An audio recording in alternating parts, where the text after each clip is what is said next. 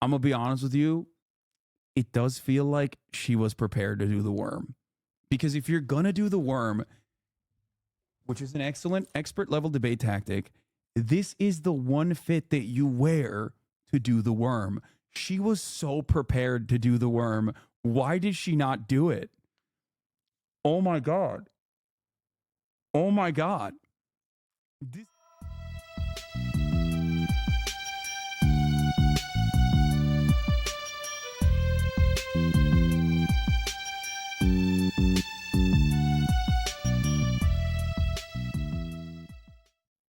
Twitter has gotten fucking completely out of control. The TaylorLorenz Chaya Raichik one is so good and is so goated. I'm gonna save this for tomorrow. I did talk to yeah, even Aspen Shadow was like, I don't care about Hassan Steak, I just hate him. It doesn't matter. Yeah, who cares? Whatever. I wouldn't get too upset about what this is to be the best feature Apple has added every 2 weeks, guys. Think about you. Yeah.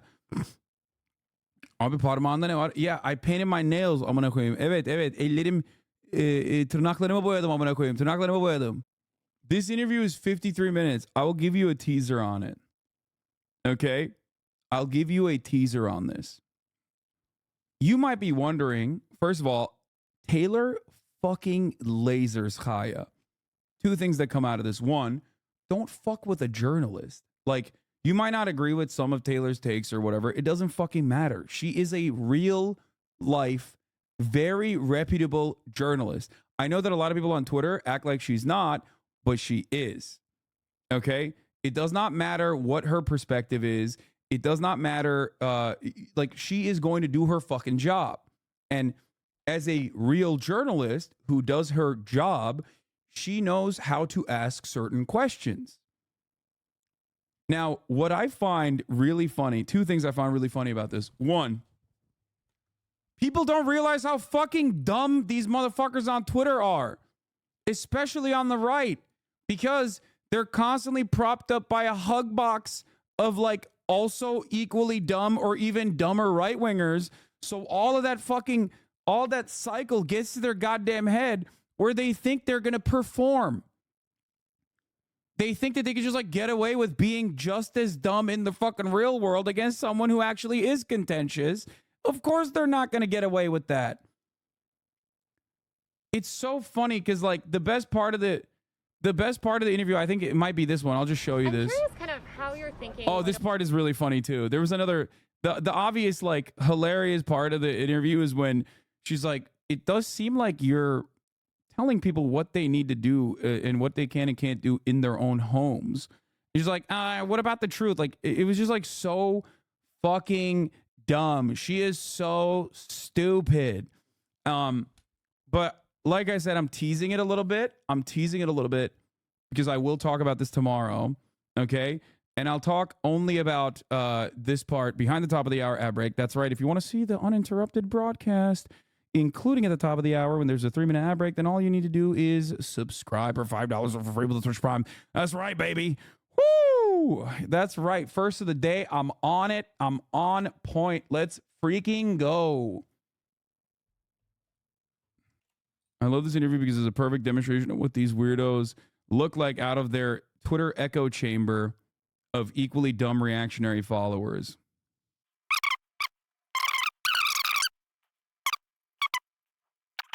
Doesn't sound emo enough. Bro, she looks like a parody of a right-winger. They are. Chaya is a parody of a right-winger, basically. She's like, she is literally everything that we talk about with respect to the right. Like, she's stupid. She has like all this conviction about like the violence that they believe. Like, they just look unhinged. Yeah. That's the word. Yeah. Anyway, so what I was trying to say is, I'm going to show you the best part. This is like one of the best parts, but I will give you guys the real smoke here, the real tea. Because you might be wondering, how the fuck did this video get uploaded to TaylorLorenz's channel? Because Taylor posted this interview that makes Chaya look so bad. Chaya looks so fucking bad. And it's clear that it's not like a professional Washington Post person that's like actually filming, because when you look at it, it's like transgenderism, which I believe you suggested, like with the camera angles and whatnot, it's like obviously this is not a professional thing at all. So how did she get this fucking interview? How did she, like, why did Chaya agree to this? Well, it turns out she was the one who suggested it. And she thought she looked good, so she sent it to Taylor. Like, the person who filmed it sent it. That's how fucking stupid they are. She didn't even prepare for it. And then on top of that, the lack of self-awareness made her think that she was killing it in this conversation. Oh my Lord. Kate transgenderism, which I believe you suggested in a post today. No, I never suggested that. Oh, okay. You reposted a post that was advocating for that. There ain't no way these are lies. No. I literally, okay, think about it this way. How the fuck did Taylor post this on her own YouTube page then? Did she have a separate person film it in secret? Why would Chaya sit down and be fine with this interview? These are questions I immediately had, because I was like, that's what I asked her. I was like, how did you upload this video? Like, how were you able to secure this interview with a terrorist and also simultaneously like upload it? And she thinks like how did this happen? Like, why did she not walk away for 55 minutes? And it is because, and I've told you this before, sheer arrogance. Sheer fucking arrogance. She's wearing Taylor's face on her t-shirt. Like, all of this, from context clues, you can understand, thinks that, like, all of this presents the reality that, like, Chaya Raichik legitimately thought this was a banger. Okay? She thought this was a fucking banger. She, one, thought that she was going to demolish Taylor in the marketplace of ideas. Very dumb idea, obviously. This is a professional journalist. She does this for a fucking living. And then two, even after she got fucking destroyed, she still thought that this was going to go well for her. Like, people were going to receive this and be like, everybody hates TaylorLorenz, so obviously people will be on my side. Fuck no. Even the biggest dick riders of right-wing reactionary thought are openly shitting on Chaya Raichik right now, being like, the fuck were you thinking? What would happen to the people that have already medically, socially, completely transitioned and are leading happy lives? There you go. That's the guy, by the way. You can see him in the fucking... This is the guy. This is the guy who's filming it. It's her person filming it, who sent it to her as well. What would happen to them? I mean, what's your plan for that? If transgenderism doesn't exist, which it seems like that's what you believe, what happens to all the people living happy lives as trans people? Well, first of all, the whole trans it's based on a lie. You can't change your gender. Okay, but so they could go live their life. I mean, I can't tell someone what to do in their house. Sounds like you do want to tell people what to do in their house. I never said that. So you're totally okay with people being trans, just not as long as they're in public? No, I never said that. They could... the whole thing is based off of a lie, and I think that this lie cannot be mainstream in our society. It's a lie. And what harm is it causing, do you believe? I'd like, come on, these are basic points. You should have this. You're this passionate about, like, killing trans people, or at least, like, in the most charitable assessment, even though she does not deserve even a fraction of charitability. You don't like trans people, and you don't want them to exist in society. You've openly admitted as such. You should at least have a consistent fucking, you should have a consistent narrative here, at least, that you cooked up.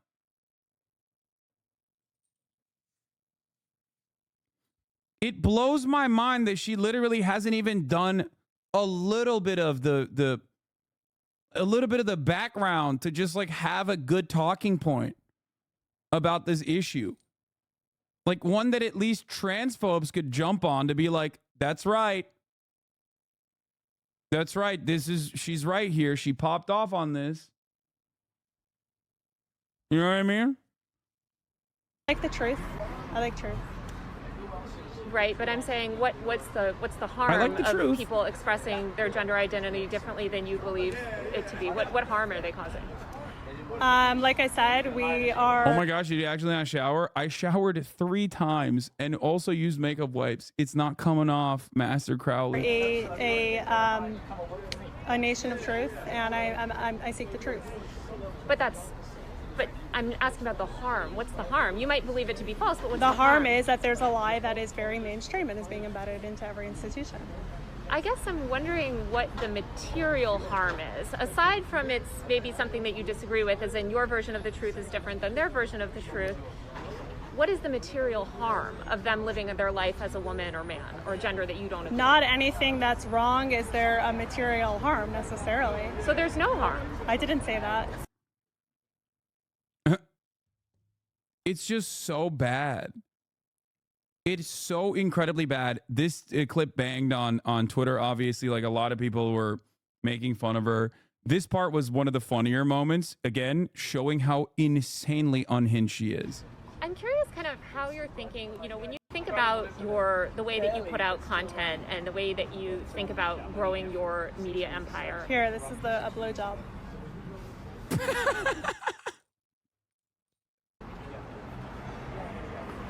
I don't know what. I'm curious. Excellent move, Chaya. Quick, hold up. Guys, hold up. I just Googled blowjob on my phone.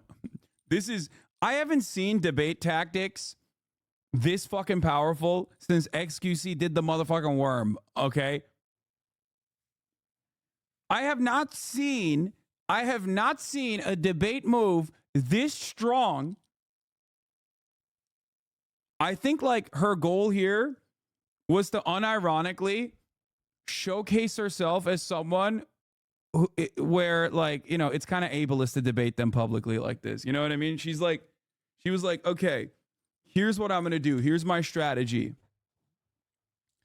I'm going to look like my mental faculties are just in disarray. Therefore, people will go, wow, that's really fucked up for TaylorLorenz dunking on someone who has the mental capacity of like a 3rd grader. This is the most charitable I can be to Chaya Raichik, okay? This is the most. She's so mad too. Just to summarize my interview with TaylorLorenz, she's not at all concerned about our open borders and millions of people invading our country. She's pro-mutilation and castration of minors. She wants porn in schools. She wants the media to be allowed to defame me with impunity. She wants me to be responsible for all the reactions, comments, and actions that happen after I post a TikTok, but doesn't want to take responsibility for what happens after her reporting on me. She's a lizard person. She's scared of people knowing her age. She's still wearing a mask outdoors in 2024. Yeah. Good. All I'm going to say is Chaya Raichik should have done the worm, okay? If she had pulled that move, it would have been excellent and it would have owned, and not a single person would say that she looked bad there.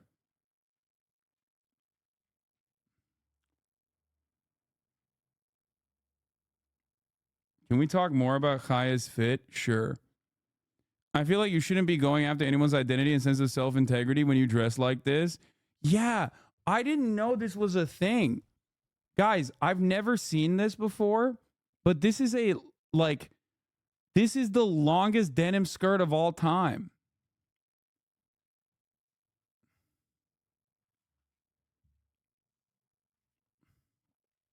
I gotta send this to fucking the throwing fits boys, dude. Because this is like Canadian mermaid. Okay. I'm going to be honest with you. Seeing the fit also leans into what I was talking about with the whole like insanity plea. Okay. seeing the outfit also still contributes to the point I was making, that I think she's deliberately trying to make herself look like she was a car crash victim who is now allowed to dress herself for the first time since the incident. It's like a please go easy on me, I don't know what I say type beat.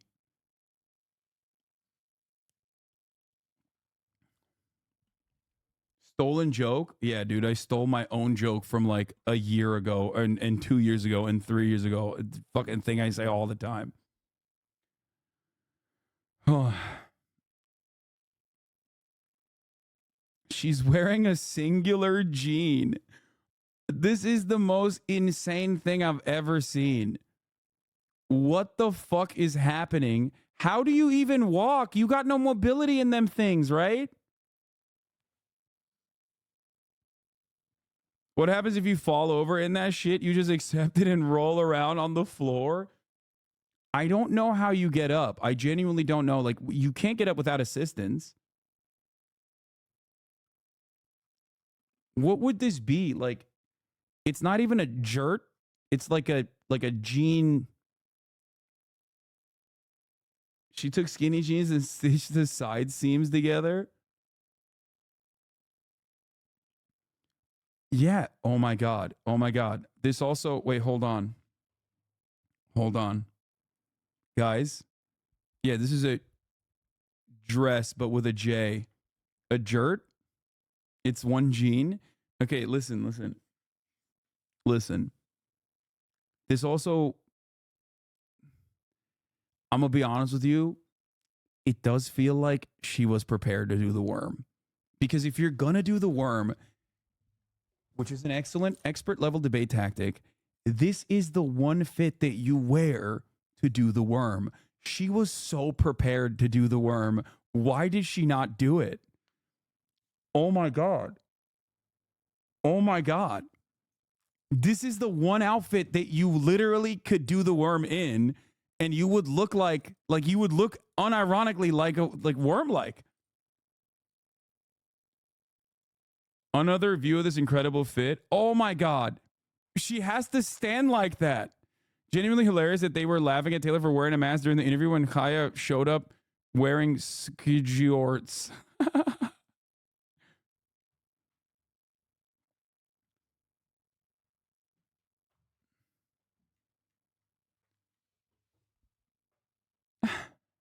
What's the worm? I don't know what you're talking about. Famously, XQC debated my friend Ethan Klein of the H3H3 podcast a while ago. And I mean, immediately it came up. Look, here it is. People would rather watch me full screen cam do the fucking worm than watch your do prime, that. Than watch. And obviously the interview like kind of fell apart a little bit. Like the debate kind of fell apart. So XQC hit one of the most classic moves I've ever seen. Like it instantly became it was a canon moment. It became an iconic moment almost instantly. The debate was about React. I think it was like a React Gate or something. And this is his own chat. Ethan's right. XQC's trying to fight a losing battle. I said it. Watch Bro, your prime do content. it for a week. Bro, you are fucking delusional. Says you. Say you don't gamble. How can X correct errors if he's in A week of no reaction content and see how many fucking views you get. Oh, he's crying in the corner.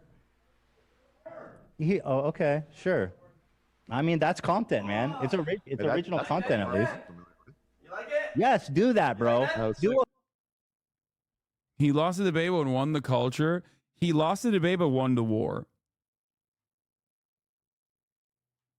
I'm telling you, this is like, oh, I paused it at the right moment too. Then he fucking grabs his penis.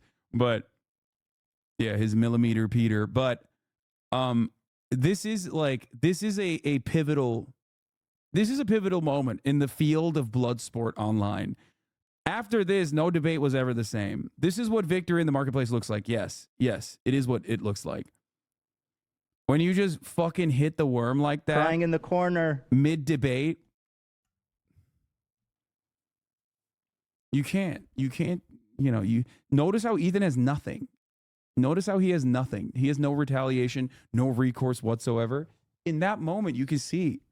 In that moment, you can see the panic behind his eyes. He's like, I've been bested by my intellectual superior. I have been outpaced by an intellectual giant.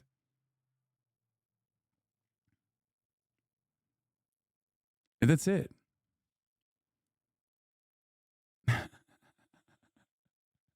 In this moment, Klein was completely disarmed, both mentally and physically. Humbled, yes. Even the giraffe is ashamed. Oh, okay, sure. Oh, Jesus Christ. Yeah, his skeleton killed himself.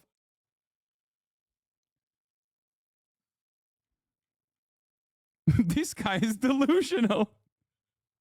Ah! Oh, Jesus Christ. Oh, it's so good. The best part is that that's not the worm. That's the worm. That is the worm now. You need to stop. You need to cut it with this nonsense. All the naysayers in the chat going like, oh, that's not a proper worm. Reaction content and see how many fucking views you get. Oh, he's crying in the corner. Oh, okay, sure. Let me tell you something, okay? It might not have been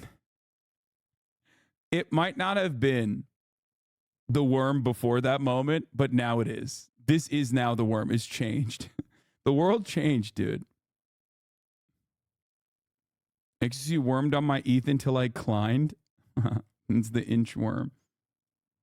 Okay. All right, we're moving on from this. But yeah, I just wanted to give you guys a little bit of an update and a little bit of a teaser on what's going on there with the Chaya Raichik situation. Here's an update addressing the 24 hours later. Hi, everyone. George Steph.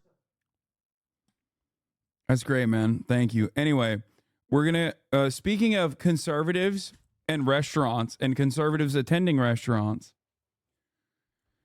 this conversation between libs of TikTok's very own Chaya Raichik and TaylorLorenz is a perfect demonstration, in my opinion, of what it looks like when you are a reactionary conservative online doing the same nonsensical, idiotic bullshit in public, especially against someone who is, sane. Now, the reason why this interview is uploaded on the motherfucking TaylorLorenz YouTube page is also funny. I know the actual details because I reached out to Taylor after this interview popped off a couple days ago. I was like, Taylor, how the fuck did you get access to this person like this unfettered, unfiltered access for 55 minutes? Taylor told me that it was actually Chaya that personally was, willing to sit down with her as long as she filmed the process herself. It was actually Chaya's assistant that was filming this interview. The conversation was supposed to take place for 10 minutes max. Taylor wrote an article about Nex, the non-binary 16-year-old that was brutalized and beaten up by 3 older students in an Oklahoma school, who then died a day later. Now, Taylor had written about the article. Taylor had written about this situation, and Chaya Raichik is, of course, for those of you who don't know, a psychopathic, right-wing, crazy lady that runs the Libs of TikTok account. This account is, I guess, like a clear-cut definition of a stochastic terrorist, an account that is specifically involved in, doing terror to trans people. I don't know how else to describe it. Her entire purpose is to find random queer people in places of regular business and out them, or not out them specifically, but like lie about them, call them groomers and pedophiles to her audience of psychopathic, bloodthirsty, monstrous, transphobic losers. It is not even just a cyber lynch mob. Cyber lynch mob is adequate. However, it's not just a cyber lynch mob. It actually has real world consequences. Because as a hate monger, when there is a person or even an institution like a hospital, for example, in Chaya's crosshairs, that hospital will always get suspiciously a litany of death threats for all the medical professionals that work there, and even bomb threats, as a matter of fact. Very famously, bomb threats to a children's hospital. So, just so you understand, and of course, Chaya and Taylor have had very public beef for quite some time. Taylor was the person that found out who she was and basically unmasked her, the anonymous account. And I think she was very valid to do so. Before people go, oh, that's doxing. There is a difference between having a stochastic terrorist account that simply anonymously is engaging in stochastic terrorism, which I think is still worthy of unmasking, versus a stochastic terror account that also was officially collaborating with organs of the government, which Chaya was. Ron DeSantis's own personal spokesperson was working alongside Chaya Raichik, getting notes from her, which made it even additionally more valid as far as journalism goes. She's also one of the dumbest people on the planet. Here's on January 24th, 2023, Libs of TikTok creator Chaya Raichik said, "They made up the term stochastic terrorist for us, so honestly, like, that makes me feel really important." The stochastic terrorism term, like, for me, like, no, they did. They did make it up for. They did make it up for you. No, they did. I'm giving you the credit. I'm saying they accused me of that, but they didn't make up the word. Then, they made up the word for you. You are the stochastic terrorist. They weren't using that term back then. No, don't worry. You woke them up to their full regard. Let me clarify. But they were accusing me of that, but they didn't have a word for it yet. But that's what they accused me of, was intellect. It was like intellectually inspiring violence. And then you, being a crazy Nazi Jew, allegedly, you're posting recordings of their actual conversations and their own videos gave them the genius phrase to now make a verbal version of violence. Yeah, but I give you the credit. You're inspiring new forms of right-wing hatred. Congratulations. Can we get confetti again? Okay, thank you. Yeah, they literally made that up for, like, me, Tucker, and Matt Walsh, and Chris Rufo. Like, they made up the term stochastic terrorist for us. So honestly, like, that makes me feel really important. So thank you. I just want to thank the left for... That dude being real or playing into it? No, he's like an unabashed fascist himself, of course. Elijah was fired from the Blaze for sexually assaulting a coworker. This is correct.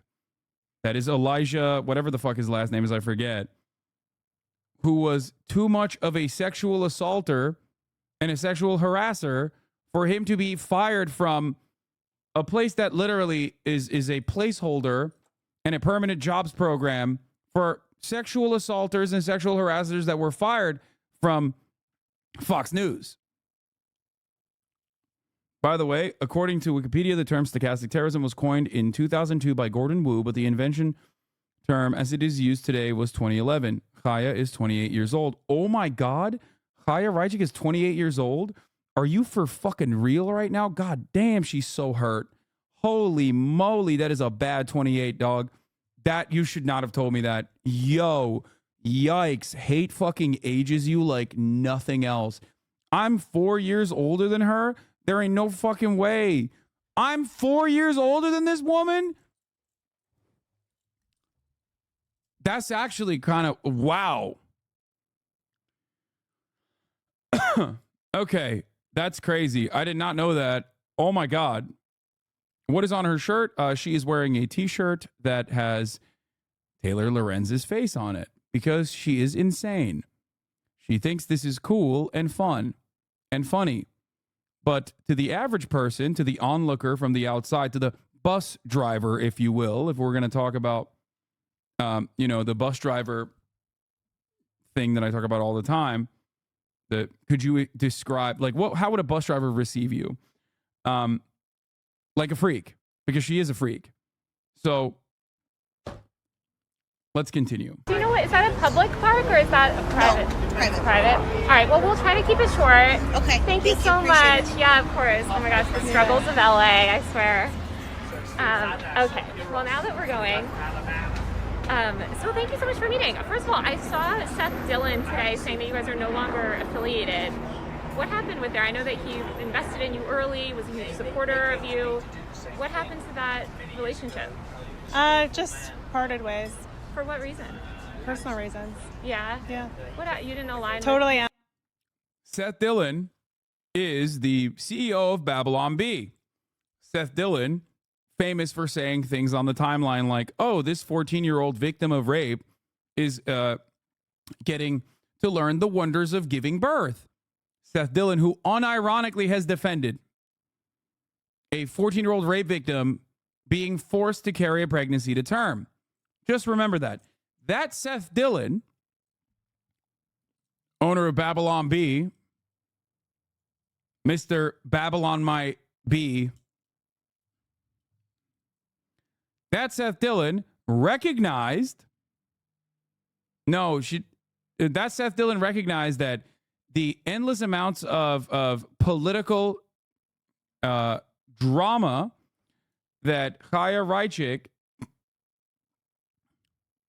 engages in with a sea of death threats that follow anytime she posts about someone was unfortunately too much and too hot for the Babylon motherfucking Bee.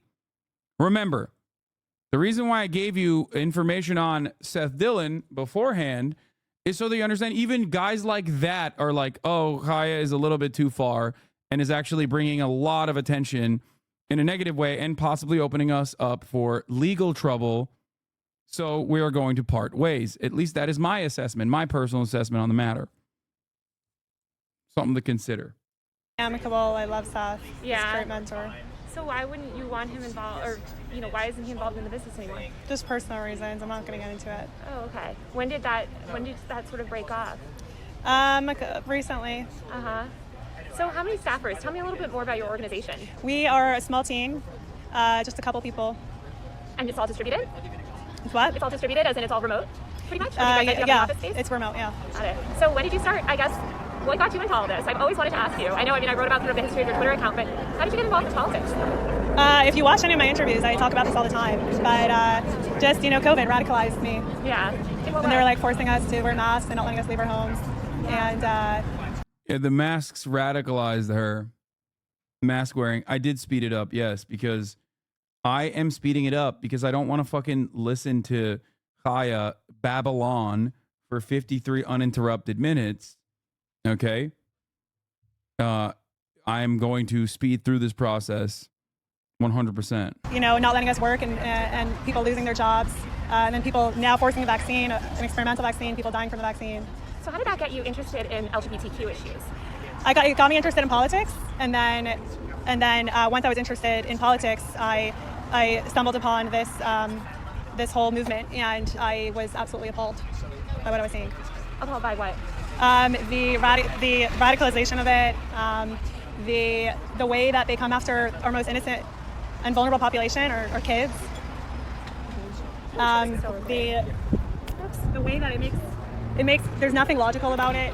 There's nothing logical about chopping off kids' body parts. There's nothing logical about giving kids porn in school. There's two sexes, and that's it. So anything out of that, it's just based on lies and nonsense. Yeah. Did you grow up? I know you grew up in a sort of a more conservative community. Did you know any LGBTQ people growing up? What was your exposure to that community just in life prior to sort of understanding the world through politics? I never really paid attention to it. So you didn't have any LGBTQ friends or anything, No. family members? No. So your first exposure to the LGBTQ world was through basically learning about it through the media ecosystem? Through themselves, actually. They would say exactly what their intentions are, what their whole movement is about. Uh-huh. So I learned about it through watching their own videos. Uh-huh. Yeah. Well, I don't know. What sort of videos were you watching? I mean, are you just All talking the about the TikToks that you share? And tons more on TikTok. It's all over TikTok. Yeah. Very easy to find. Yeah. I'm curious, I feel like there's been, especially on, my colleagues have done great reporting on sort of like this rift on Twitter. I know that you have a very conservative fan base, and in your comments sometimes you'll see a lot of commentary about sort of the great replacement theory. What are your thoughts on that? What are your thoughts on the comments on your post telling me to kill myself? Horrible. Yeah, horrible. Obviously against that. Yeah. So will you come out and condemn that publicly? Oh, I would condemn it anytime. I'm against, I'm against murdering anyone, of course. So you're against death threats against me? I'm a big, as somebody that's dealt with a lot of online harassment, I don't defend threatening to murder anyone. But I guess I'm curious, because a lot of times it comes after an attack in the media, like someone like you or another journalist. So are you saying that, like, if somebody posts something and then attacks follow, that person should answer for those attacks? No, that's not what I'm saying. Oh, I'm okay. saying that people like you tell me that all the time. So I'm just asking if you think the same thing. Yeah, I don't think I have said that here, but I think it's kind of interesting. I guess in the conservative movement, there's this ideology around sort of white nationalism, which is obviously kind of a hardline ideology that's generally been pretty critical of Jewish communities. And I'm wondering, as a Jewish woman, how do you feel about sort of aligning yourself with those people and accounts? You see this sort of rhetoric in your replies, and I only bring it up. I'm not saying that you necessarily endorse that rhetoric. I would imagine that you don't. But how do you kind of think about those nuances when you're thinking about kind of the audience that you're building? Some of your audience says we should chop off kids' body parts. What do you think about that? I don't know what you're talking about. Like a girl says she wants to be a boy, so she chops off her breasts. I'm a big, I believe in personal liberty and bodily autonomy personally. So kids should be able to cut off their breasts if they think that they're boys.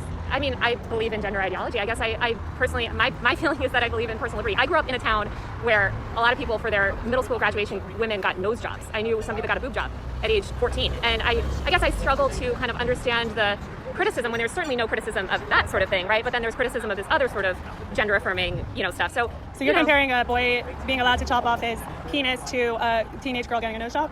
Well, just to be extra clear, I don't believe that 13-year-olds are able to make those sort of medical decisions. Minors are, yeah. Oh, really? And where? Yeah. Children's National Hospital in D.C. gives 16-year-olds hysterectomies. Oh, 16-year-olds. They gave me that. They told me that directly. They said 16 girls and younger. That's what they said. So hysterectomies.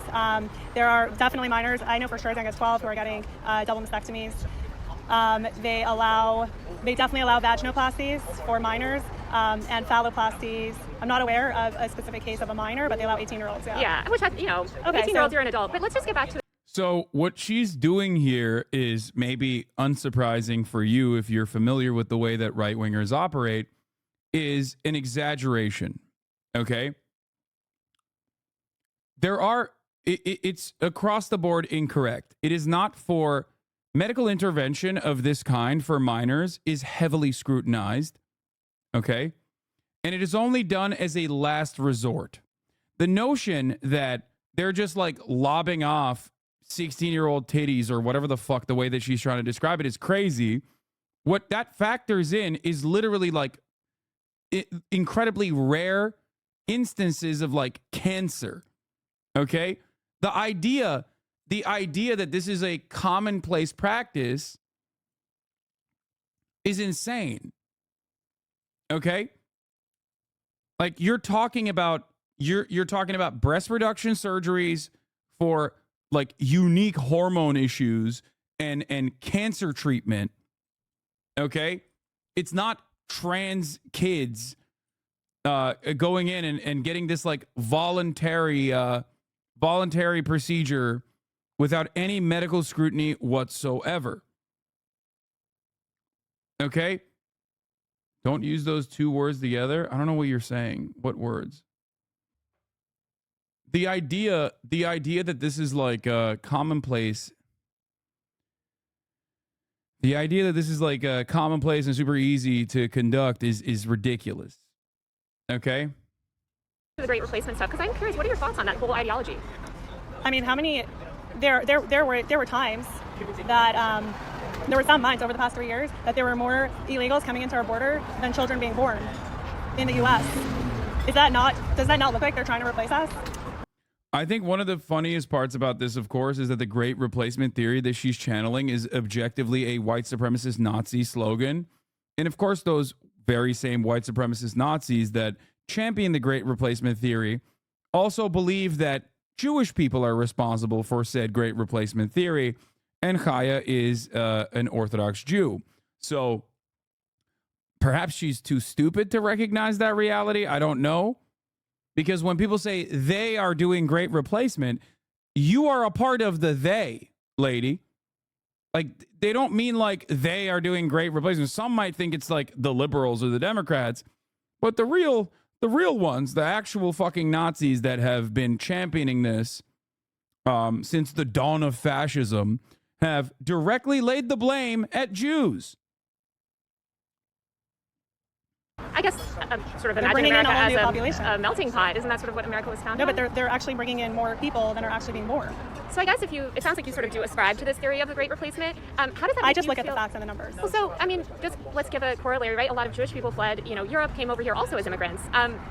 And there's a lot of criticism towards Jewish people in those movements, in those far-right movements. So I'm just wondering, as a Jewish woman, sort of how you feel about that and your role in cultivating this fan base that might think of you as a minority, an outsider. Not all cultures are equal. Yeah. So She's like, yeah, those anti-Semites help me pay my bills. So, maybe they got some good ideas. That's so funny. DC Children's Hospital harassed over trans youth services. Yeah. In an audio recording posted Thursday by the conservative Twitter account Libs of TikTok, a Children's National employee appears to say that the hospital offers gender-affirming hysterectomies to minors. Since Thursday, the hospital has been the target of a large volume of hostile and threatening phone calls and emails, a spokesperson said in a statement to the Associated Press. The spokesperson also denied that Children's National performs hysterectomies for minors. None of the people who were secretly recorded by this activist group delivered care to our patients, they said. The information in the recording is not accurate. We do not perform gender-affirming hysterectomies for anyone under the age of 18. This, of course, does not stop Chaya Raichik's fan base from literally fucking sending bomb threats to the hospital and sending death threats to every single medical personnel there. The notion that this is a commonplace procedure that is happening all the time is completely and utterly made up. That's it. It's made up. What is the value in giving this worthless, irrelevant bitch any oxygen? Why interview her? That worthless, irrelevant bitch is a fucking terrorist who just recently had a minted position in the Oklahoma Department of Education. So she is not as worthless and as irrelevant as you would want her to be. I agree. She is awful, but she is unfortunately not irrelevant. The only reason why the Oklahoma Department of Education gave her a position, for the record, is because she's transphobic. She has never lived in Oklahoma. I don't even know if she's ever stepped foot inside of the state of Oklahoma. She has only lived in Brooklyn and Los Angeles, as far as I know. So that's something to consider as well. And yet, she got a job.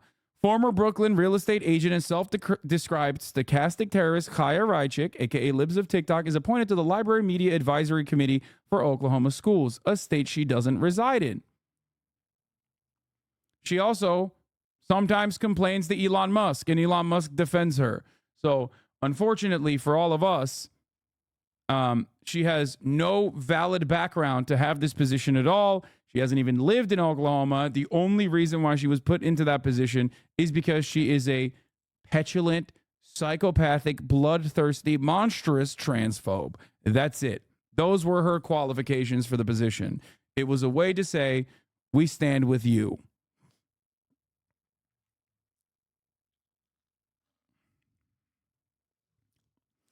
In the recording, Chaya Raichik, the Brooklyn real estate sales woman, whom the Washington Post identified earlier this year as running Libs of TikTok, poses as the mother of a 16-year-old transgender boy seeking gender-affirming hysterectomy.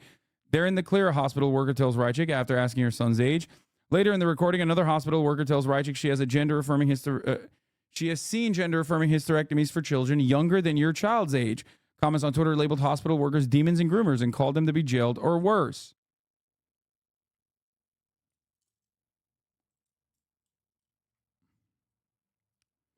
Earlier this month, doctors and staffers of Boston Children's Hospital reported receiving threats of violence. Just remember, guys, the bad guys are not the people sending bomb threats to a children's hospital. This is so comical that it's like something the Joker would do, okay? In a Batman subplot. It is like cliche. Issuing bomb threats at a children's hospital, I must be the good guy in this story. Holy fuck. I know you have a lot of concerns about educational materials and books, library books and things, especially... They're importing people who want to destroy America and who Who's want... they? Chaya? Who's the they? Who come here and do not stand for what America stands for. So, and I think, and we see it, there's time after time after time after time. They come in, they're destroying our cities, they bring crime with them, and they are bringing them in to replace us.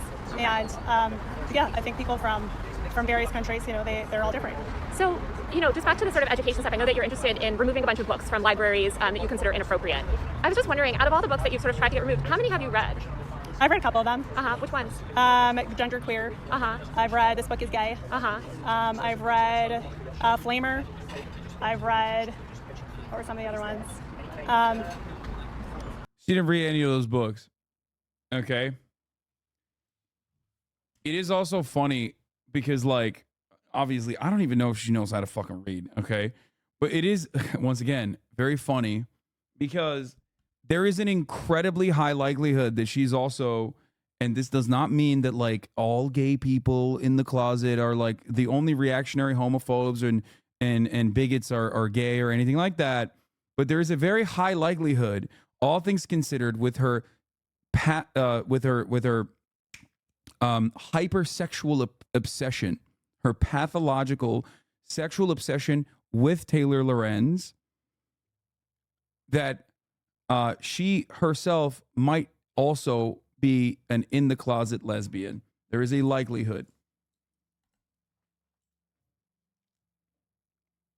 Like, straight up. And AOC as well. My shadow is pink. It feels good to be yourself. There's so many more. Tons of them. How do you kind of square? Would you say, I feel like you are... It is a disservice to assume homophobic people are closeted because it deflects responsibility from hetero bigots. Oh, no. I often explain, like, Matt Walsh, not gay, okay? Just a straight, dyed-in-the-wool, aggro, psychopathic right-winger who wants to kill queer people, but is definitely straight, okay? Same with Ben Shapiro. Steven Crowder, however, you know, there are signs is what I mean. Like, do you understand? Of course, the overwhelming majority of homophobic people are not gay. They're very much straight.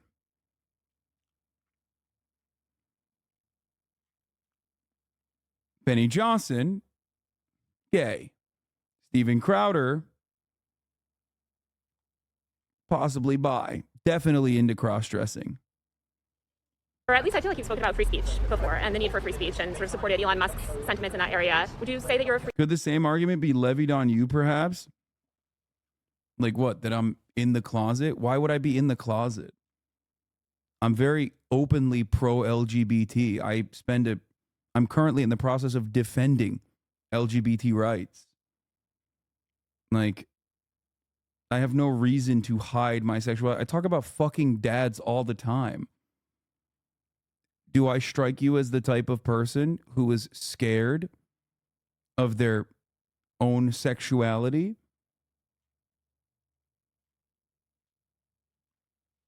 I wear dresses. Like, one of the more common things I hear from people is that like that I'm, you know, one of the more common things that haters say about me is that I'm actually a gay man, like secretly a gay man. Why would I keep that shit a secret?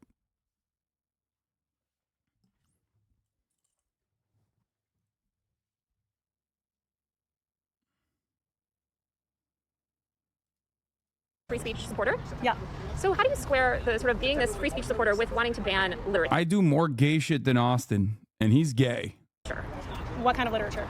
Any kind of literature. I mean, I would think what that kind of literature am I trying to ban? Oh, I thought you were just trying to say you've made an effort to get books removed from schools. What kind of books? Books dealing with LGBTQ people and sexual education. That's not what I said. Oh, so you're not trying to get any books banned from school? That's not what I said either. Okay, why don't you explain to me how you're thinking about this? You just accused me of wanting to ban books. What kind of books am I trying to ban? You tell me.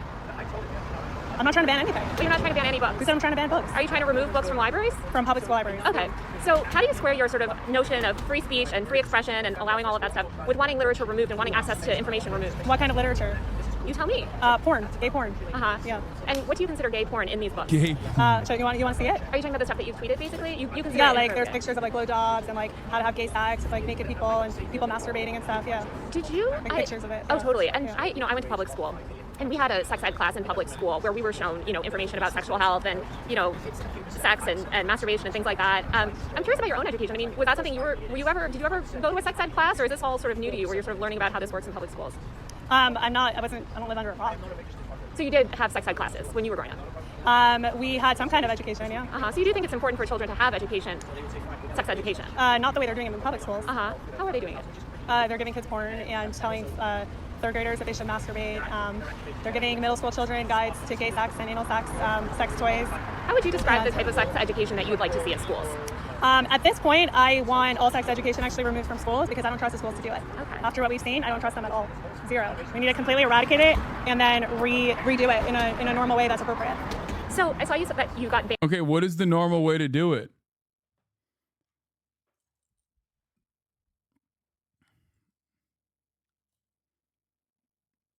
I'm sorry, but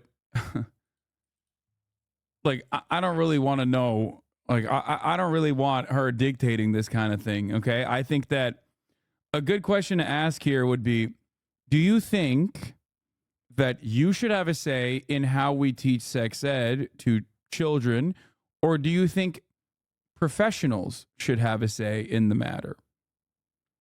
Because it's like, why do you want to interfere in an area that like people who have literally trained for their whole fucking lives and are infinitely more knowledgeable on? You are literally bitchless. Okay, here you are sitting with your incredibly long jean skirt that is like otherwise defined as a pant, a singular pant, unmarried and completely devoid of dick, and simultaneously bitchless too. You are a no pussy having ass. Why do you get to dictate how children should learn about sex ed when you yourself never got sex ed, don't understand why it's necessary, and have no formal training in this area at all? For those of you who want to know what I'm talking about, this is the woman who's like, I should be the one teaching children how to masturbate or whatever.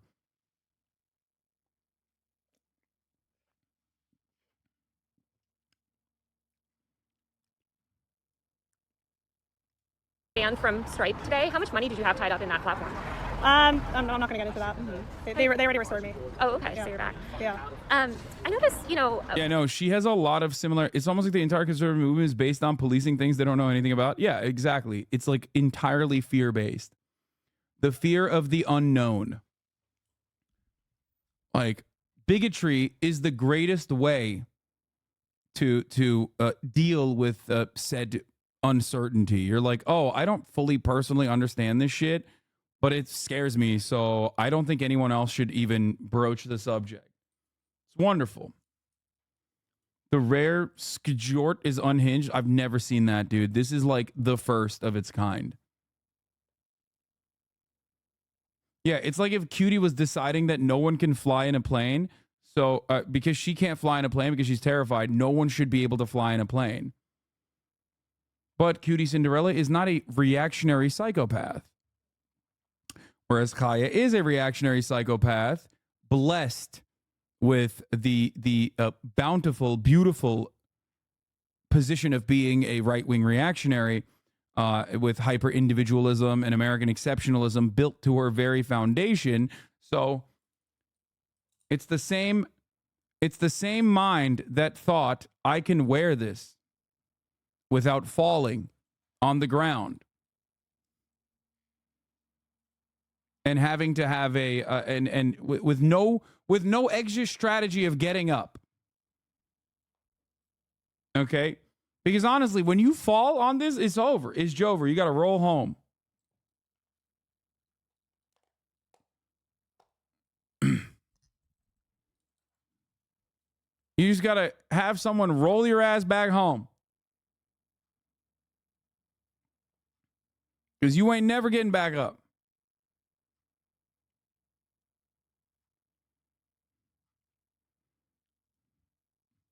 That's the very mind that thinks that they should dictate what children should and shouldn't learn about as far as sex ed at schools. I think it was around last summer, you deleted a lot of your tweets and you stopped posting. This is when Seth Dillon kind of tweeted, asking if you fell off or, saying that you weren't posting.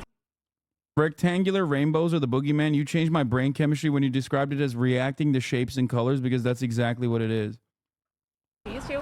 What happened during that time? And did you think about quitting? I have no idea, and no, I never thought about quitting. Why'd you delete all your old posts? It was just a one-time editorial decision. I stand by all my posts.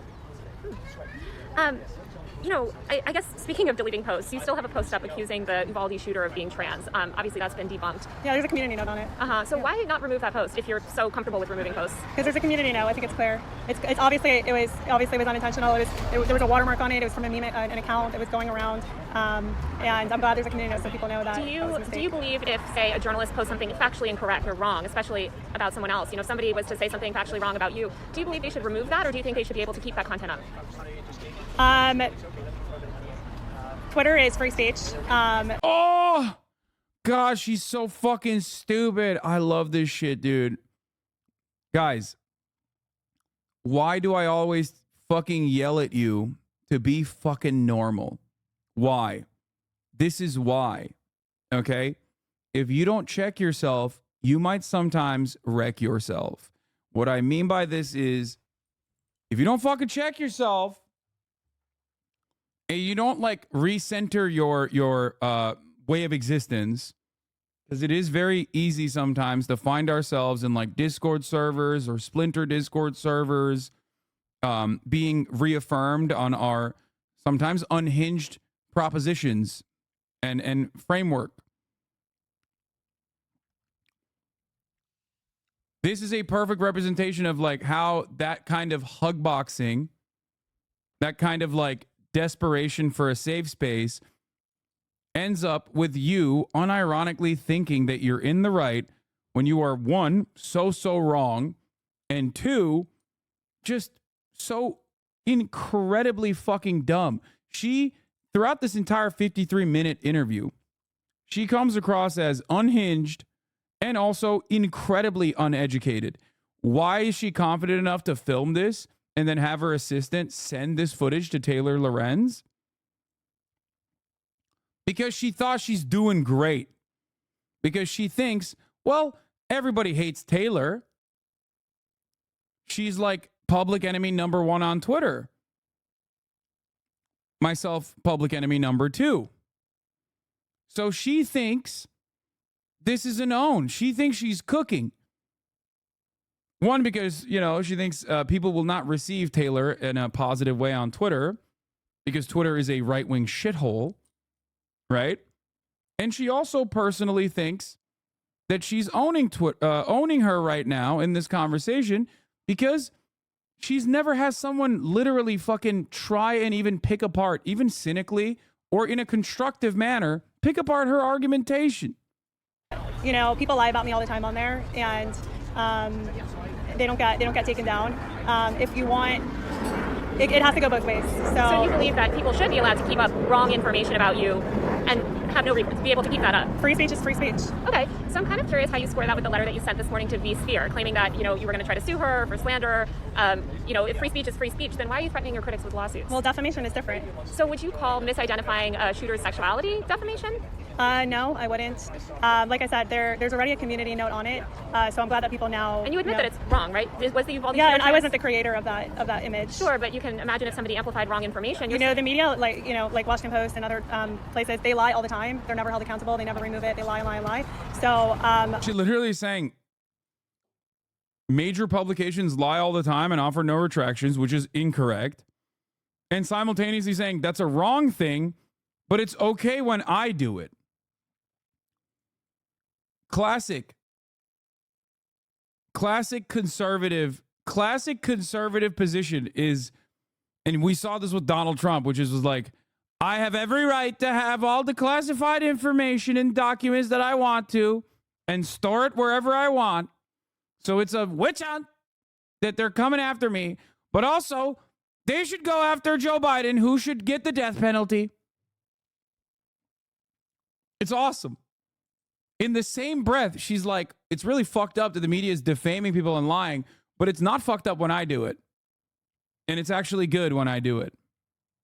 I am not going to, if you want to hold me to that level, then I get to hold you to that level as well, and all the other media. So I just don't think, you know, you're not being held to the same level Mainstream media has to offer retractions.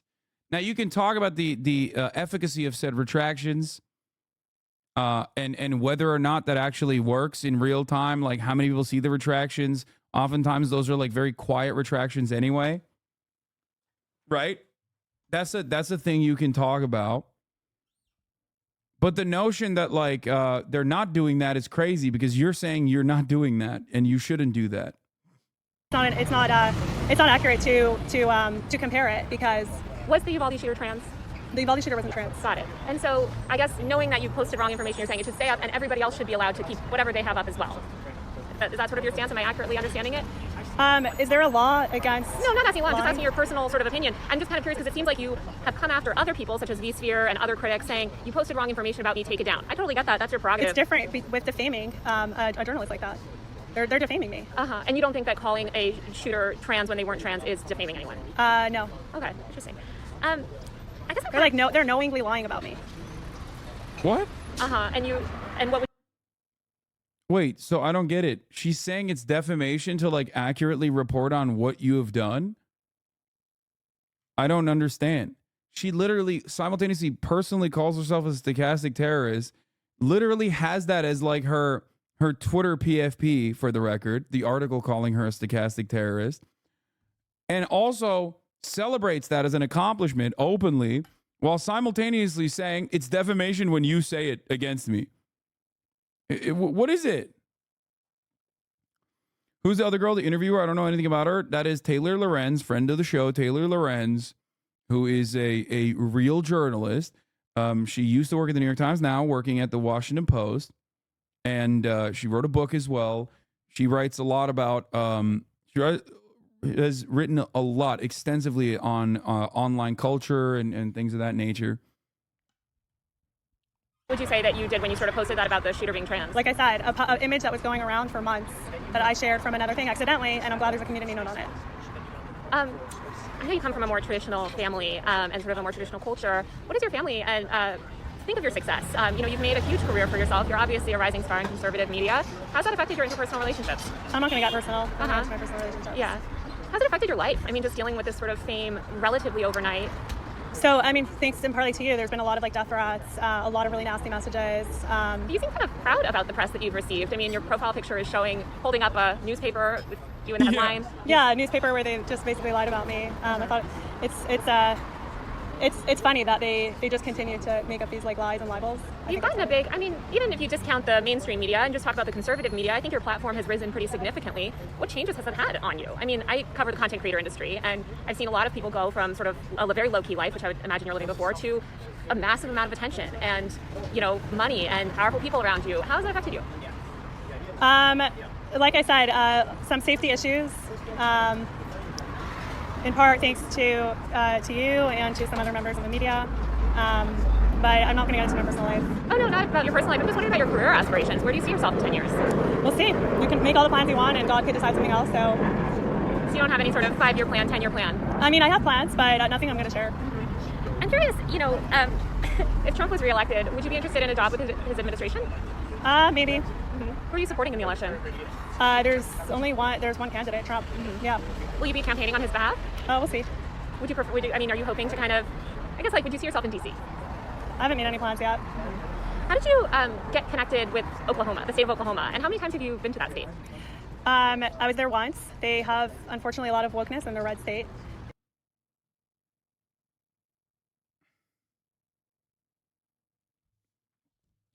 Wait a minute. The person recording this video is Chaya's assistant, and Chaya sent this video to Taylor. Is she really that delusional? Yes. The answer to your question is yes. I mean, she just described why. She just said Oklahoma is too woke. Yeah, she said Wokelahoma. I mean, this person's mind must be studied. I think this is, yes, Chatter, she wearing one pant leg. Yeah.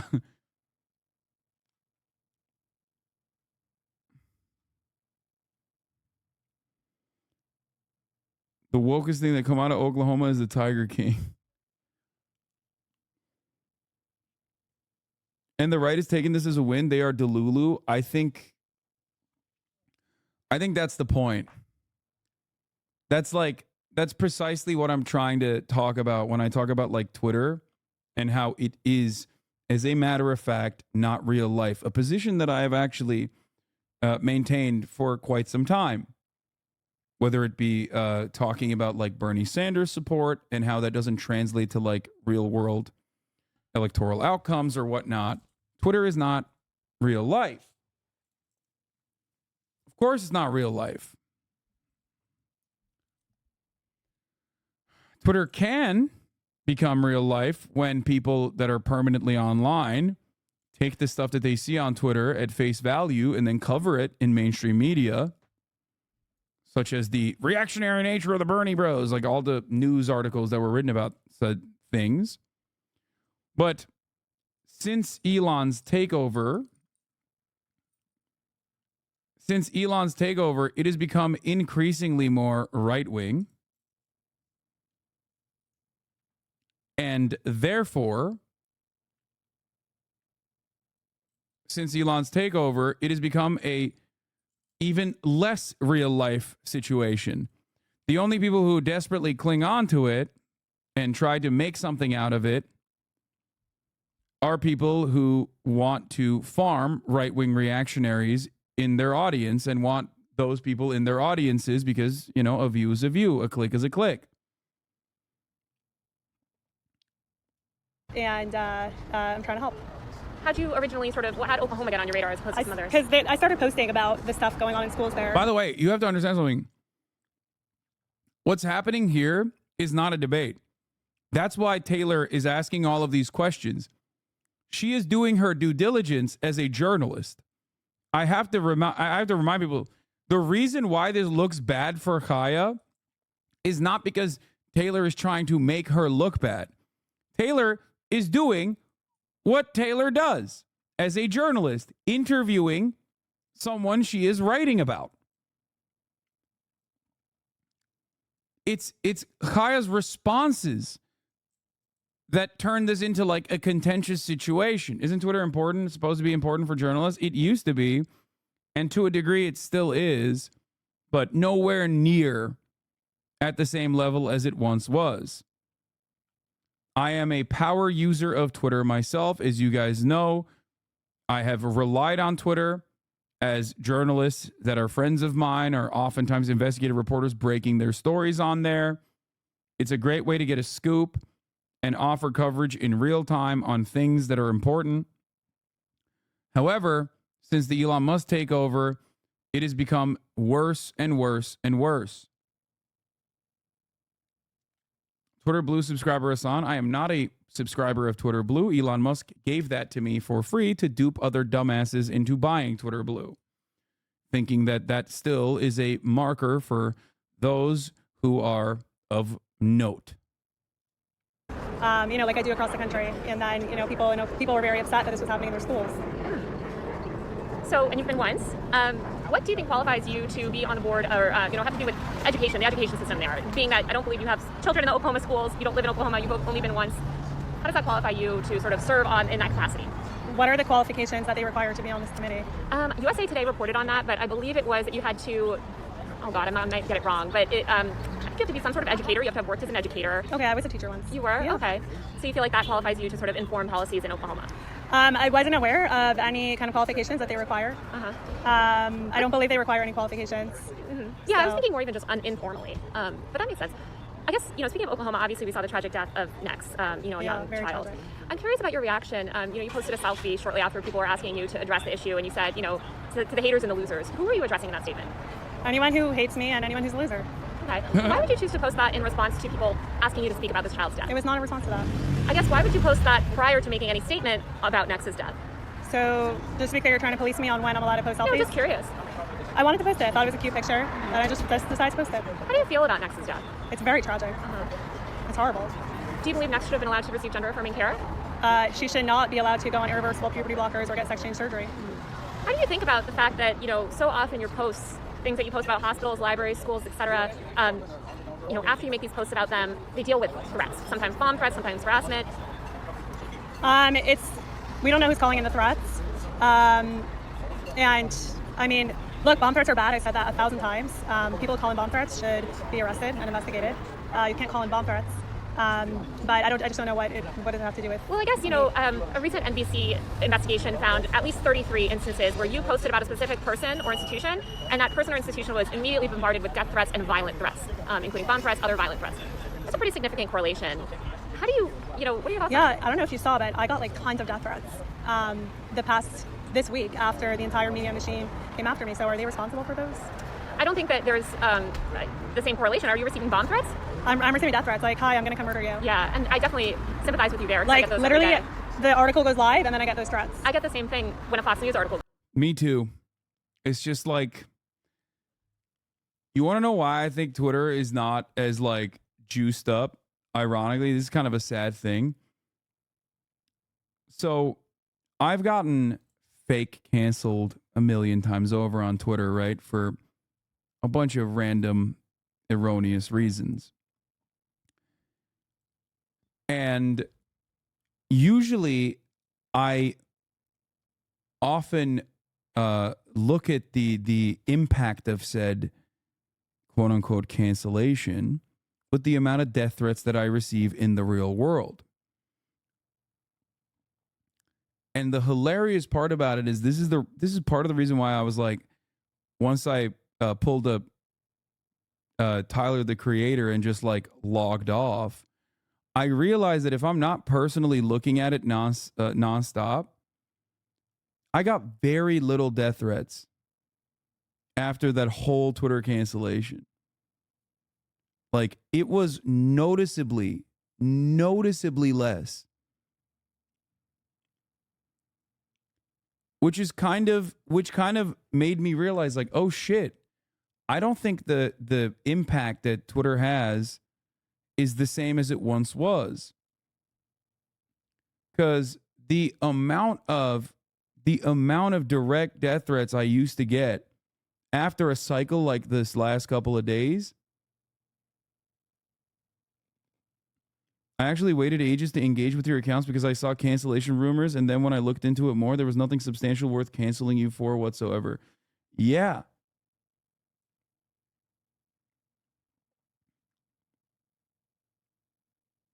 I was glad to hear you feel that after returning from Japan.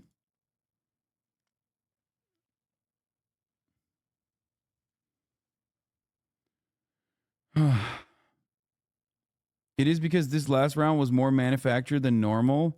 Probably. But I think it doesn't matter.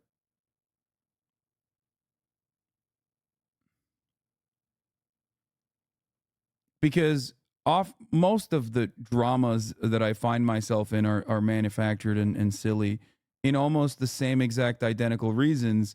This one, on the other hand, I watched happen in real time. Right? And was able to like show you in real time how it happened.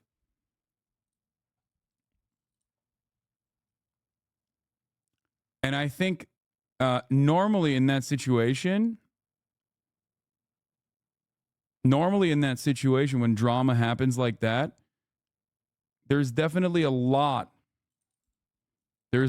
more real world consequences.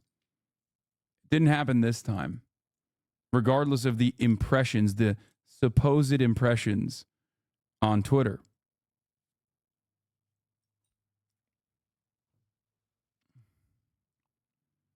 So either A, we're getting better as a community and like dispelling the rumors and offering context, or B, Twitter is kind of losing their juice a little bit. I think it's just like a lot of bots. When you see something pop off from one of these like impression farmer accounts that are like stealing people's tweets for the most part, and you see them with like 100,000 likes or whatever, I don't think it's real.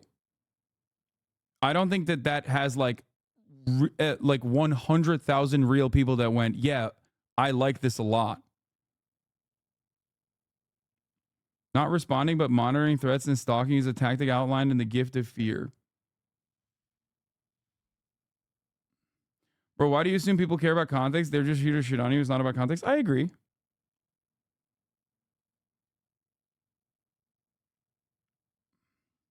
The last take wasn't political. It fucking absolutely is. What are you talking about? I'm a fucking pro-labor socialist. And they're saying that I'm anti-work. Like anti-workers' rights.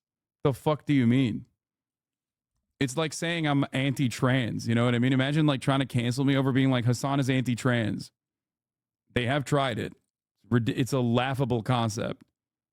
It's like saying I'm fucking not pro-Palestine. You know what I mean? Trying to cancel me to be like Hasan is not pro-Palestine.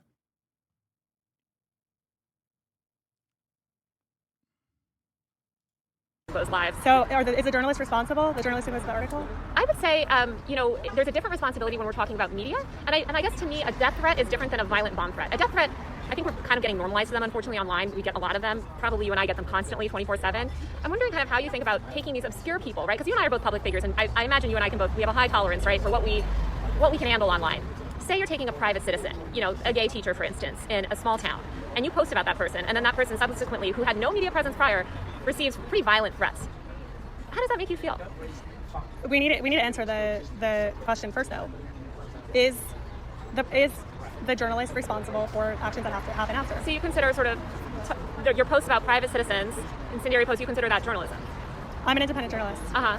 And do you think that there's a difference between doing journalism on a completely private figure that has no public presence and no institutional power versus reporting on a powerful public institution or person? You still didn't answer the question. Is a journalist responsible for reporting for any actions that happen after the reporting? Personally, I think that journalists should take care and should consider sort of the framing, and I think that they should do their best not to appear as if they encourage that sort of behavior. I've noticed that you haven't necessarily publicly condemned that behavior, publicly told your supporters, listen guys, stop calling in these bomb threats. Who said it's my followers? Do you have information that it's my followers? I guess who else's followers would it be? I don't know. So there's 300 million people in this country. So you post bomb threats follow, and you're saying it might be just unrelated people?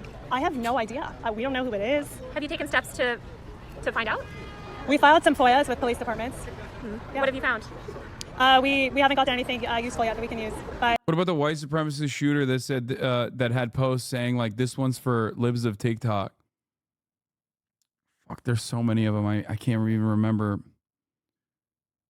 Well, they said it was like a false flag though. Actually, one of them we know it's like some foreign actor, not even from the country. So who knows who it is? Yeah. It seems like Twitter is your main platform these days, although I know you've been posting on Rumble. How much money have you made from the platform? It's personal. Mm-hmm. Is that what sort of portion of your revenue is based on Twitter as opposed to other platforms? That's personal. So speaking of Twitter, do you regret not getting a blue check? Because then you can make tons of money. No, I don't monetize online. You don't monetize? Yeah, I don't. If I was an independent journalist, maybe, but I'm not. I don't monetize on any of my social platforms.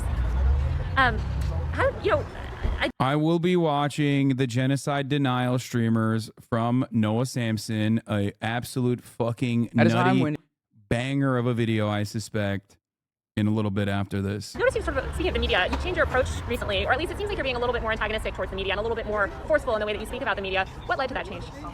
Being lied about and defamed for 2.5 years. I guess what led to, I would assume you felt like that for quite a while. What led you to sort of change the way that you speak about the media? Or the sort of... Well, their attacks were ramping up. So like I said, the lies and the defamation, the hypocrisy.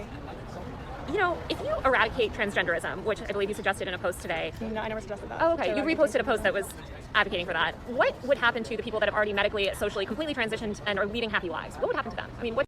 This part is, I'm gonna fucking slow this down because this part you need to hear in the way that it happened. So what happens? Genderism, which I believe you suggested in a post today. No, I never suggested that. Oh, okay. You reposted a post that was advocating for that. What would happen to the people that have already medically, socially, completely transitioned and are leading happy lives? What would happen to them? I mean, what's your plan for that? If transgenderism doesn't exist, which it seems like that's what you believe, what happens to all the people living happy lives as trans people? Well, first of all, the whole trans it's based on a lie. You can't change your gender. Okay, but so they could go live their life. I mean, I can't tell someone what to do in their house. Sounds like you do want to tell people what to do in their house. I never said that. So you're totally okay with people being trans, just not as long as they're in public? No, I never said that. They could it's the whole thing is based off of a lie, and I think that She has no answer for this. This part is like one of the most damning aspects of this entire interview, and it went viral on Twitter as well. Who's to say that sort of thing has any sway whatsoever? But I did personally think it was very interesting that this is like a fundamental plank, a fundamental position that she has. And she has so much conviction for it. Bloodlust, I would say. And yet, for some weird reason, she hasn't even like interrogated her own fucking views on the matter. It's wild to watch her buffer and hit a fucking reset. Like Matt Walsh would be able to answer this question, okay? It would be nonsensical, it'd be hokum, it would be ridiculous.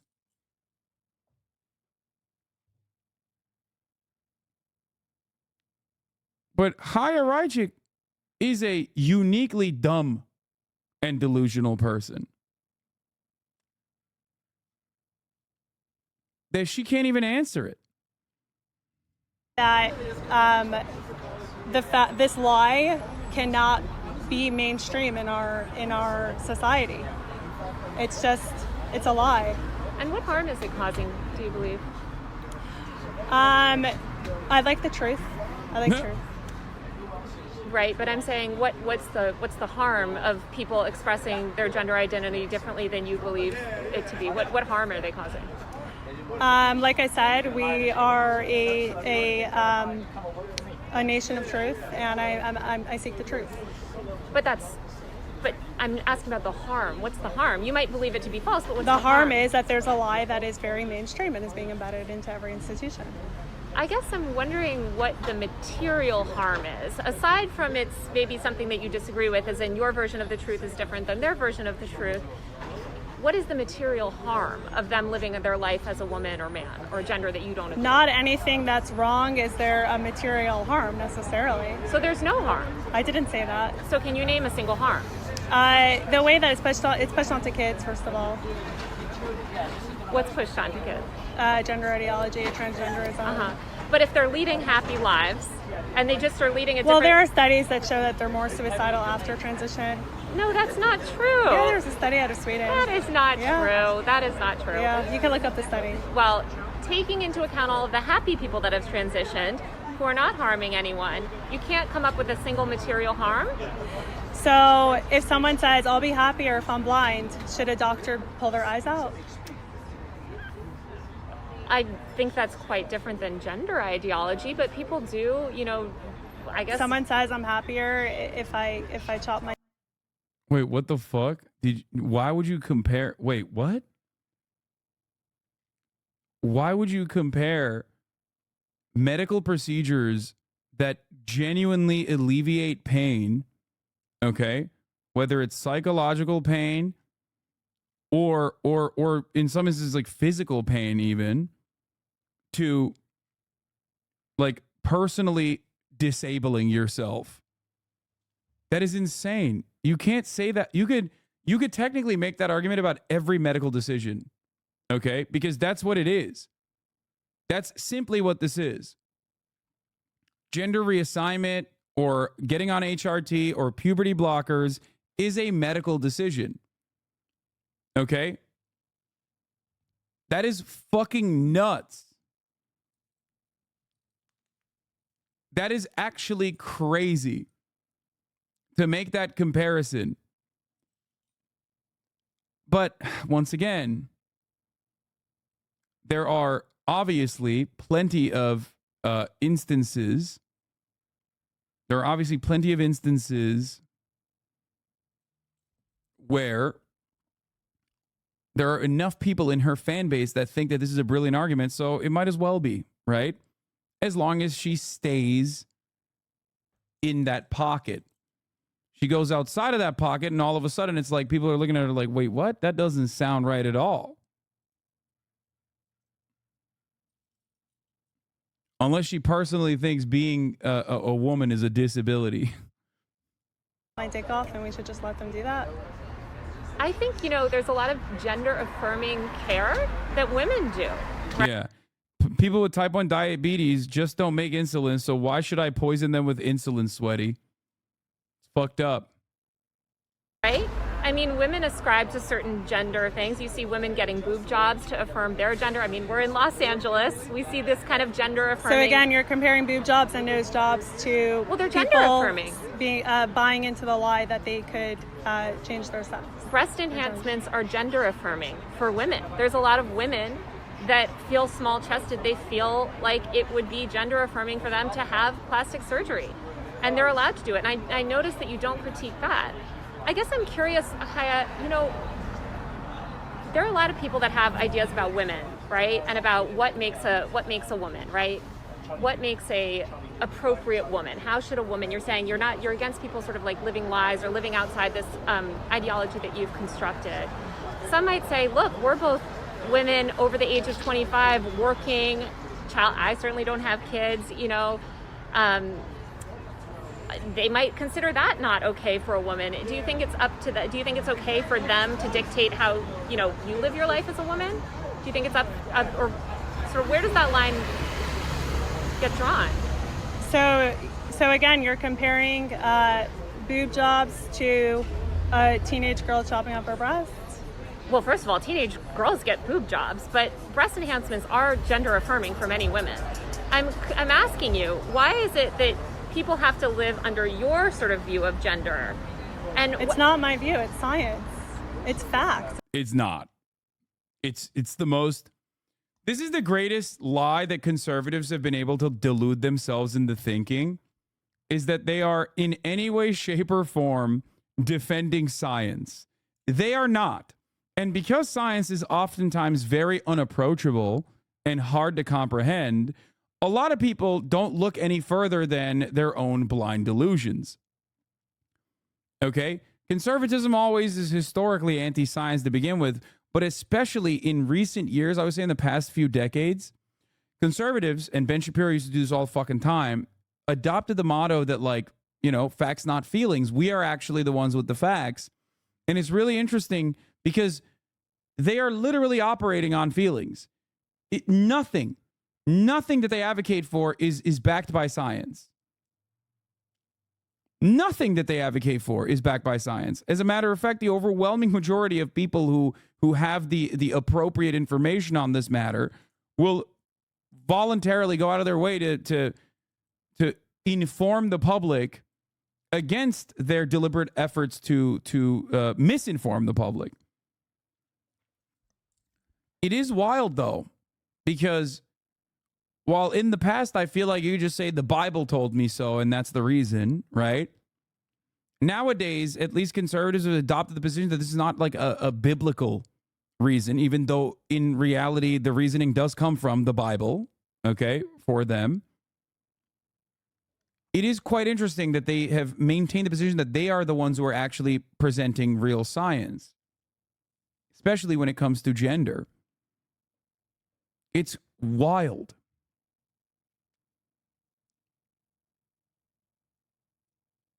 I'm doing a PhD in bioinformatics, and everything we know about genetics show gender is non-binary. I'm tired of transphobes using my own field to push bullshit. I mean, it's funny. They deny climate science and have done for a very long time. Okay? They deny the science on gender and biology while simultaneously claiming that they are the ones who are championing biology. Okay, which is ridiculous. They deny the science on COVID, on its impact on a population. They deny the science on vaccines.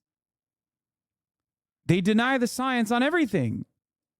And yet, we're supposed to sit there and be like, yeah, no, the dumbest motherfuckers you've ever seen are hyping each other up, so we got to sit there and act like they have anything worth a damn to say. It's crazy. I guess if enough people are flat earthers, then yeah, we just got to act like flat earthers have a point or something. Like, I don't know. It's biology. But biology, if we're talking biology, there's a spectrum of gender. There's people that are intersex. That is a rare medical condition that has nothing to do with someone deciding that they could. It's not a rare medical condition.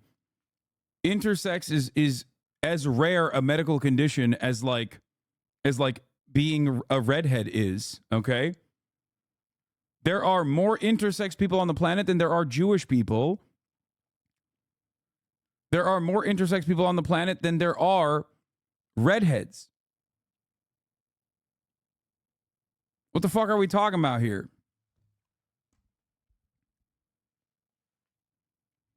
Could be the opposite gender. I guess I'm still kind of struggling to understand how you think, if your view, say tomorrow Trump is elected, he says, all right, we're going to all live by Chaya's, decisions, right? What about all these happy trans people that are living their lives, that are not harming anyone? What harm are they doing by living their life as a woman who've medically transitioned? They're adults. I understand you have problems with kids, but with adult trans people, what's the harm that they're doing to society? To society, they're spreading a lie that is affecting children also. So you just believe gender is a lie. And what if somebody said to you can't change your gender. And what if somebody said to you, you're not a real woman?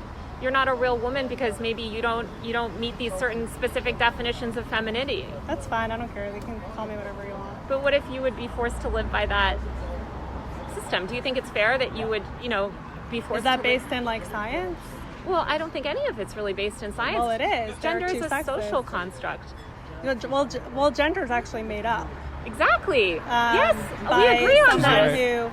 We agree. By a child predator, by a pedophile. We don't agree. Yeah. We don't agree on that. So he made up gender, and now they conflate the two, and they use it. Yeah. Well, okay. So, what? Men and women didn't exist then before the fucking dude? What do you mean? I don't understand. What? I mean, this is a person who literally thinks that stochastic terror was a designation that was created specifically for her. So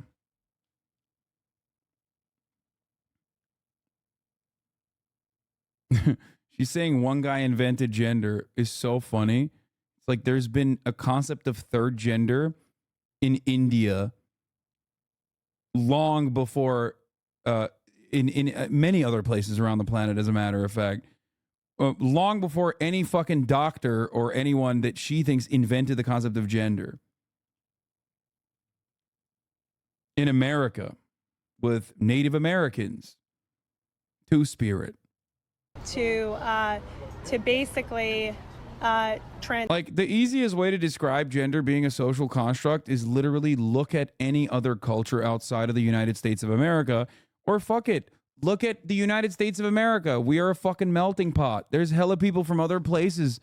Look at the way people from other cultures and other countries present themselves. You know what I mean? It's the clothes that you wear. It's the way that you express yourself.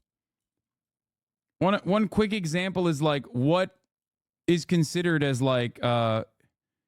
peak of sexy manhood in a place like Korea versus, I don't know, peak sexy manhood in a Latin American country or the United States of America, as a matter of fact. The concept of gender has changed. Gender norms have changed dramatically throughout time, even in this country. Look at the fucking founding fathers. Those motherfuckers were wearing powdered wigs and shit. The fuck are we talking about? Dudes were wearing skirts. Dudes were wearing high heels and makeup and powdered wigs. What the fuck do you mean? Does that not signal anything in your mind? That doesn't help you understand that this is all completely made up? kids. So there are actually two sexes, and there are 0 genders, and there are many personalities. That's what I believe. Okay. You know, a lot of LGBTQ people say that your posts cause an enormous amount of pain. How does that make you feel? How does it make you feel that your reporting on me causes me pain? I feel sad for that, honestly. Yeah. So would you stop? No, I'm a journalist and you're a public figure. But I'm just talking about, you know, these non-public figures, right? These non-public figures that are... Well, if you put yourself out there on a public platform, then you're kind of making So yourself anybody public. that posts on social media is a public figure in your mind? If you're putting your videos out there with the intention that it should go viral, you want publicity. So if somebody's posting on social media, which inherently posting on social media, you're looking for attention, right? You're saying that meets the bar for a public figure? I'm not a lawyer. But I'm asking your opinion. I think that these people, well, first of all, a lot of the people I post about are actually in positions that are public, But teachers, I'm talking about the people that doctors. haven't, right? The individual private citizens that you've posted who are not, I would argue they're not public figures. You're saying they are public figures because they're posting on social media? They want to be public. They're public. They're going on a public platform and publicly posting a video on a social media site that is meant for your videos to go viral. And what about Twitter? Would you consider Twitter as well a platform where stuff is meant to go viral? Every social media. If someone posts something on social media, I don't think she understands that she's like personally walking into a trap, I guess. Where like the point is you are bringing about death threats upon like random individuals while simultaneously complaining about like death threats that you receive. Shouldn't you be the first person not the fucking shouldn't you be the first person to not put the spotlight on others if you personally recognize it?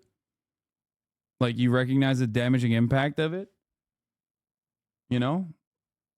It's like if I was sitting around constantly seeing ads at the top of the hour, which I don't, I'd be a little more reluctant to serve them at the top of the hour. You know what I mean?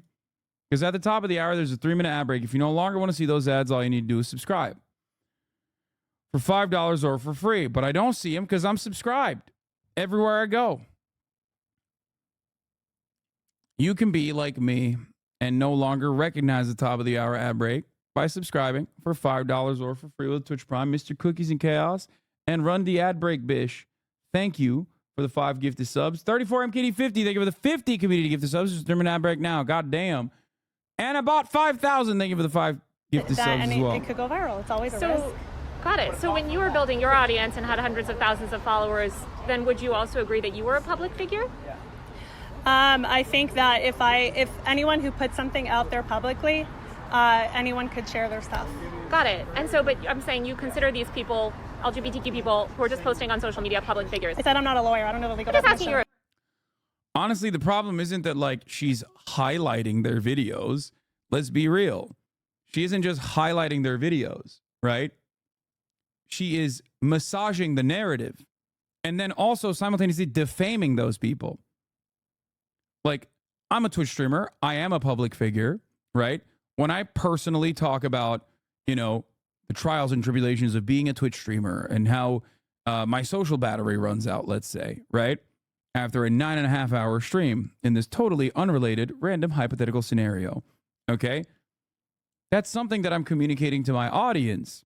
Now, that can be received in 2 different ways. That could be received in a way where people are like, oh, okay, I get what you're trying to say. Like, you know, it fucks you up. And you're comparing it to your own personal experience as a salesperson, as like a client side salesperson. It's just like, and even factoring in that like there are service jobs in the service sector that are also people-pleasing jobs, like client-facing jobs that are going to cook you in comparison to some of the other real-world jobs that are probably very difficult in other ways, soul-crushing in other ways.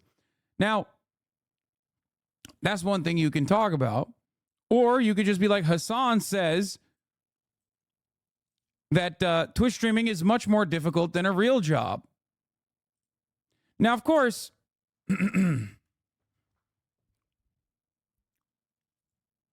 when you present it in that other way, you are trying to deliberately one, massage the narrative, and two, get these people to be people in your fan base to go in and yell at this individual. Now, I'm a public figure, so it doesn't really matter. It doesn't bother me all that much, right? There's not really much I can do. It's just how it is in this made up scenario. But it is really fucked up when you turn around and call that person a pedophile groomer, okay? And that person is not a public figure. Since we're on the topic, XQ's editor is now literally clipping you from 2 days ago, implying it's from today. Who gives a shit? Again, get your money up, kings. You know, fuck it. YOLO. Have fun with it. Stop drama farming. I don't give a shit about these nonsensical things. It doesn't matter.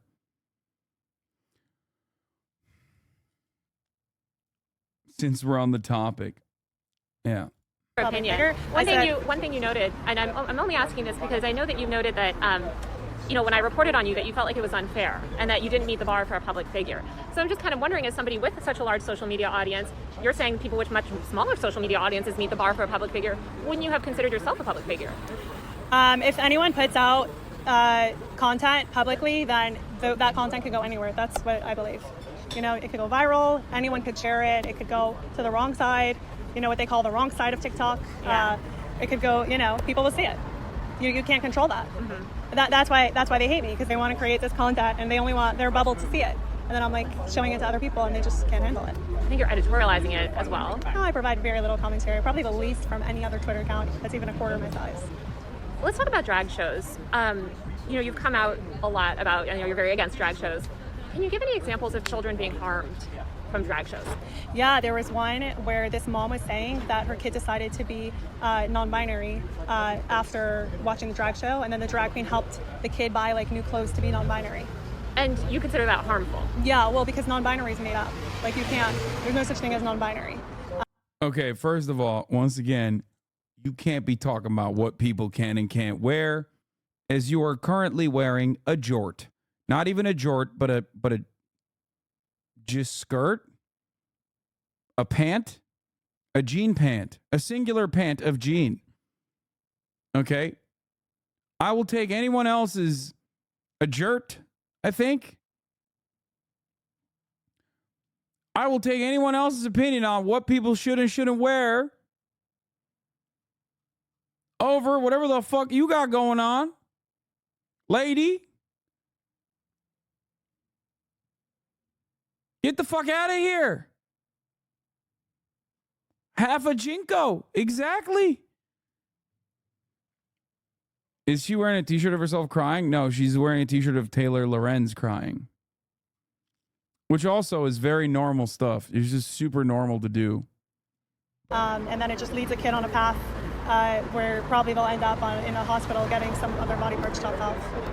You seem very against plastic surgery. Are you against? I'm against sex change surgeries. What about women that want to get their boobs done, want to get their nose done, want to get cheek implants? We're just going to go in circles.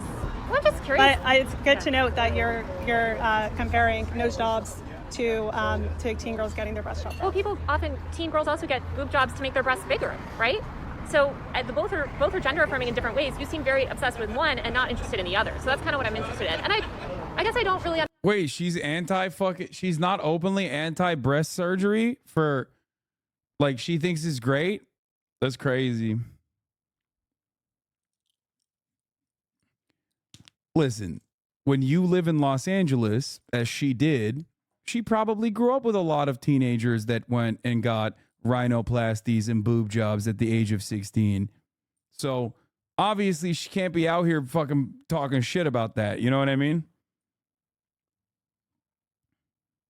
I understand that because both are gender affirming in different ways. I don't call it gender affirming care. I call it sex change surgeries for people who are sold the lie that they can change their sex. Where do you sort of hope this will end up? All of this sort of the advocacy that you're doing. I know you said you don't have a 5-year plan for yourself, but what if you were sort of going to describe your platform? What are some things that you'd like to see meaningful changes in terms of policies, laws? Oh, I want to eradicate gender ideology from public life. You got featured on the main story, Philip DeFranco today. Let's go. I knew it was coming, baby. Let's go. I hope this is the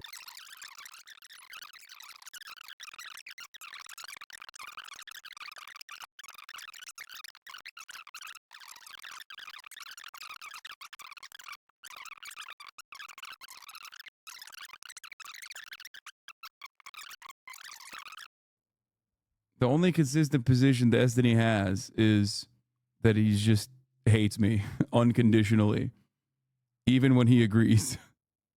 All right, we're gonna move on from the Chaya Raichik drama and the saga. I think I've covered that endlessly. Nothing I do is performative.